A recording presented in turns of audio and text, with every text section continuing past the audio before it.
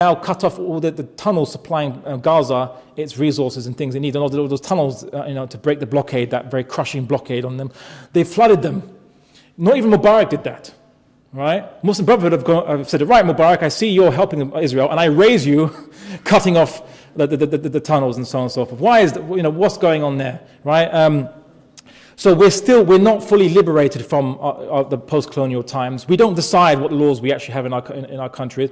If anyone does decide which laws happen in our countries, they're either maligned or cast as evil people. And those who do get some kind of power are usually maybe only local in a very wilderness region, like in parts of Mali and parts of Afghanistan. And these people don't understand what Sharia is anyway. So these people are just basically, tribal fighters who want to establish Sharia. They're not educated in it. They don't understand the Islamic system, and they implement it as vigilantes would implement it, and that leads to obviously to bad press for the Sharia. Whereas if you look at Taliban Afghanistan, very intolerant against different religions, very horrible, and then you look at the medieval Islamic civilization in Baghdad, medieval Spain and Portugal, what was called Al-Andalus, where I'm from. There was no intolerance, and it was actually very enlightened, but they were implementing Sharia. We see a very large dichotomy between very different systems, and so we have to basically break out of this kind of oppression and this kind of problem that we are faced with this post-colonial times. As for establishing Sharia, it can only be done by ourselves via mass movement and call to it. Again, the details of how to do that is the same way you can change any system. Basically, it's not just about changing the ruler. You have to change the system itself, the mentality behind that system that props up. If you just take away the ruler, another one replaces him, right? But if you have to aim towards a system of changing that system and not just changing the ruler. All right, I'll answer some more questions. All right. So what's the time on that? Sorry. Okay. Can you give the criteria for witnesses that see fornication? We live in a country where interest is very important. Does that mean Muslims still have to pay interest, or should we look at the other? I don't know what I mean. Something means. In essence, is pay interest a sin? Is paying interest a sin?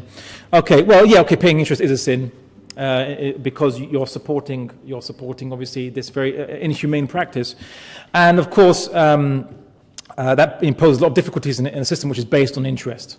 Because how do we get houses? How do we then obviously buy cars and things like that? And with great difficulty, obviously. But what I would say is that if you can afford to save up and buy your house, then do so. If you can't, then rent it. Or even in this society, they do have they implement some social aspects whereby if you're out of employment, they won't take away your house. So you might as well rent because you won't lose your house anyway. Your house is generally secure for yourself.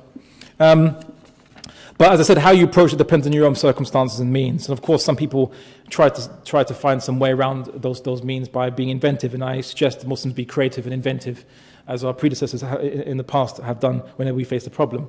As for the issue of four witnesses, that's four witnesses for adultery, not for fornication. Because fornication is just corporal punishment, but adultery is capital punishment. But because Islam is not bloodthirsty, it doesn't want to kill people. It put the kind of the witness requirement so high. The witnesses actually have to see everything, and I mean see without doubt that there was actually full intercourse occurred, not just two people who were disrobed in each other's presence or next to each other. Has to see everything, which is virtually impossible. That's virtually impossible. So, but if I was going to make a law that would catch an adulterer, I could do a better law. I could write a better law to catch every adulterer or to catch most adulterers. It doesn't seem that the Sharia's intent is to catch adulterers. It just seems it's meant to kind of scare you into not committing adultery. But it's so impractically implemented, to be implementable, that it might as well not be a law. But it's there. It's just there to psychologically say, you know what, this is a very strong law against you cheating on your spouse. So don't do it. If you're not scared of God, if, and in a society whereby you don't see all the women's naked attributes in front of you, you don't see other options that will tempt you to go for. You don't see that. It's all been removed. All this has been here to help you not be tempted away from your wife or away from your husband. But if all that fails, and you're not scared of God and you're not scared of the hereafter, then this is This is the last line of defense. Is this deterrence by this law, even though it's virtually impossible to implement. So that's why the law is there, and why so few people have ever been punished. I heard one statistic that said in about 400 years of Ottoman implementation of Sharia, Ottoman caliphates during the 2 centuries ago, in 400 years of their implementation, only one person was ever convicted of committing adultery. In 400 years, basically, more people have been killed in this system.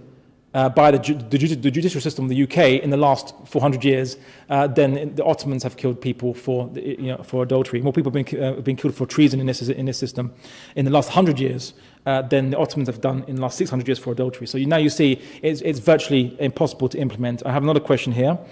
Assalamu alaikum wa rahmatullahi wa barakatuh.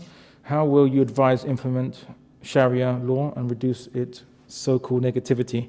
With recent news online about Muslims implementing Sharia law on the streets of West London, will you say that it is one of the best ways to educate and implement the laws? What do you advise on this? Well, on the streets of West London. Yes, of course, let's have an Islamic State in the streets of West London, right.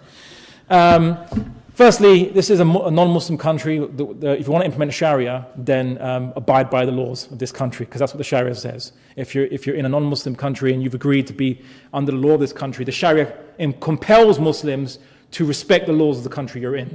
So you want to implement Sharia, then don't break the UK law, basically. You can't, and a point I didn't get to mention in my lecture because Sharia is very vast, but Sharia is only for Muslims. Sharia is not for non-Muslims. The Prophet Muhammad ﷺ never expected the Christians who were living amongst the Muslims and the Jews to live under the Sharia. In fact, what do we see is that any Jew or Christian that came to him with a problem, it was mostly Jews, they were asked to bring their own book to be judged by their own law system, not judged by the Islamic law system. You see? So, in fact, this is actually a wonderful multiculturalism, because people, if you don't believe in Islam, you won't be compelled to follow the Sharia. If you're a Christian, no one's going to take your bottle of wine away from you. All right? If you want to eat pork, no one's going to stop you from eating pork. All right? Because you don't believe in the Sharia. The Sharia is only for Muslims. All right? And in fact, you get your own law system. Whatever law system you believe in, you get to live under that law system as the Prophet Muhammad practiced. You don't even get that privilege in the West. You don't get that privilege in America or the UK or Canada. You don't get that. As soon as the Archbishop of Canterbury, the former Archbishop anyway, talks about having Sharia law as voluntary in just arbitrations for divorces and marriages, you have a big outcry. Oh no, the Taliban are coming to the UK, they're going to behead everyone. All right? A big, massive outcry of intolerance. Whereas in the Sharia law, it actually promotes true multiculturalism, and where different people can have their own law systems amongst themselves and live by those law systems. We don't enforce it on them. So I hope that's answered your question. As for your first question about how do we reduce its negativity, by speaking to people, by trying our best to explain what the Sharia law actually says about these matters. The Sharia law is very rich, it's very complex, it's very deep. I've only really scratched the surface for you in this lecture, and I went over my time to do so. And that's I only picked a few subjects. I could have discussed a whole number of subjects, such as ruling system, such as the multicultural system in depth, and foreign policy. These are all the aspects of Sharia I could discuss, but time was limited. So I hope that's answered your question. Is anyone any other questions from? Sorry, is it 8 o'clock and so on? I'll take one more question, and then I will scoot off. You, brother. If I was an average individual, I can afford my own food, I can afford everything that I need. But then I see poor people starving for food. So what if I steal some food and then give it to them? What happens to my hands? All right. If you steal some food and you give it to poor people, in a Western system or an Islamic system? In Sharia. In a Sharia system. Yeah. Well, I mean, as I said, I'm not a jurisprudent, so I couldn't legislate for that. But if the reasons was poverty, then there is no punishment for poverty. So poverty obviously negates punishment. But I suppose the poor person could steal for themselves. I'm not encouraging the Western countries to apply Sharia law. The purpose of this talk is to explain to people who don't understand Sharia law what it actually says. As for the Muslims in the audience, I would say it's actually your duty, using all the links you have into the Muslim world, to help the movement for Sharia in the Muslim world and establish it in the Muslim world. Because if we had it properly established, you wouldn't need talks like this. You see, so a lot of the non-Muslims who've come in today are just taking it as an abstract idea. What converted thousands of people in the past to Islam, to being a Muslim, was merely the application of the Sharia. They saw how just it was. So we saw that at the time that famous example of the Jewish man who stole from Caliph Ali, radiallahu anhu, and because there wasn't insufficient evidence. Ali has never been known to lie.